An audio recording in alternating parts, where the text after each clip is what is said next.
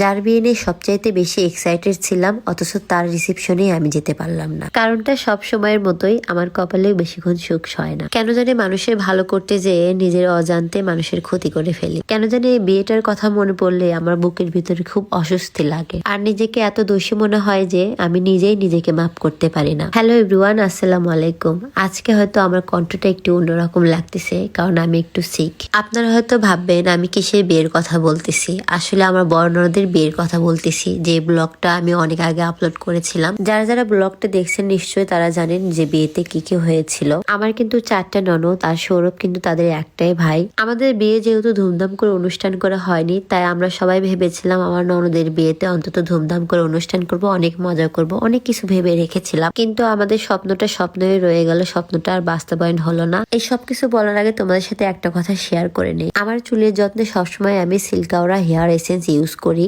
যেটা কিনা আমার চুল হেলদির পাশাপাশি চুলের গঠন মজবুত করে রুক্ষতা ও ভাঙ্গা চুল রোধ করবে। তোমরা অবশ্যই জানো, রিবন্ডিং করতে করতে আমার চুলের অবস্থা একদমই বাজে হয়ে গেছিল। আমার এই ড্যামেজ চুল রিপেয়ার করতে এবং গোড়াকে মজবুত করতে সিল্কাওরা হেয়ার এসেন্স আমাকে খুব সাহায্য করেছে। কারণ এই হেয়ার এসেন্সে রয়েছে বায়োটিন, পেপটাইড, সেফিন, স্টেম সেল এক্সট্রাস জাতীয় উপাদান রয়েছে, যা নতুন চুল গজাতে সাহায্য করে। এই হেয়ার এসেন্সটা কিন্তু আপনারা সপ্তাহে 2 থেকে 3 বার ইউজ করতে পারবেন। এটি ব্যবহার করার নিয়ম, রাতে ঘুমানোর অন্তত 2 ঘন্টা আগে পরিষ্কার আঙ্গুল দিয়ে মাথার স্ক্যাল্পে এটা ইউজ করতে হবে। এটি সারা রাত রেখে দিয়ে পরের দিন আপনারা হালকা শ্যাম্পু দিয়ে ধুয়ে ফেলতে পারেন। শ্যাম্পু শেষে কন্ডিশনার ইউজ করলে আরো বেশি ভালো হয়। আর যারা দিনের বেলা এই হেয়ার এসেন্সটা ইউজ করতে চাও, গোসলের অন্তত 3 ঘন্টা আগে ইউজ করবে এবং নির্ধারিত সময় পর শ্যাম্পু দিয়ে ভালো করে ধুয়ে ফেলবেন এবং শ্যাম্পুর সাথে কন্ডিশনার ব্যবহার করার চেষ্টা করবেন। আপনারা যদি এই হেয়ার এসেন্স নিতে চান তাহলে এক্ষুনি নক করুন সিল্কাওরা ফেসবুক পেজে। আমার ননদের বিয়ের প্রায় 1 বছর পর তার শ্বশুর বাড়িতে বেড়াতে আসলাম কুষ্টিয়াতে।